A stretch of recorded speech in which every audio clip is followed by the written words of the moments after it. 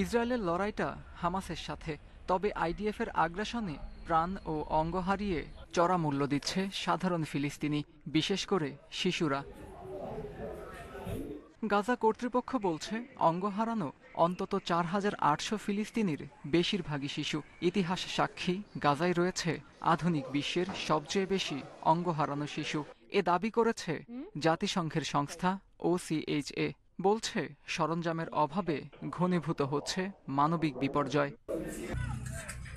ধ্বংসস্তূপে রূপ নেয়া উপত্যকার সবচেয়ে বড় হাসপাতাল আল শিফায় ভিড় জমেছে আহত শিশুদের। তাদের প্রয়োজন যথাযথ চিকিৎসা।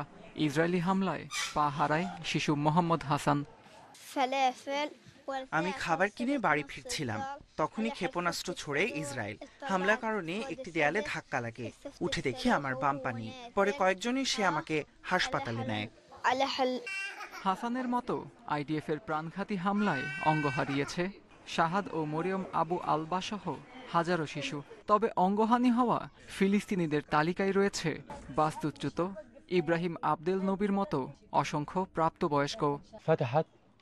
খাবার আনতে গেলে আমার পায়ে বিস্ফোরক দিয়ে গুলি করে আইডিএফ। সাথে সাথে আমার পা আলাদা হয়ে যায়। প্রায় ১.৫ ঘন্টা রক্তক্ষরণ হয়। পরে কয়েকজন তরুণ আমাকে উদ্ধার করে রেড ক্রসের হাসপাতালে নেয়।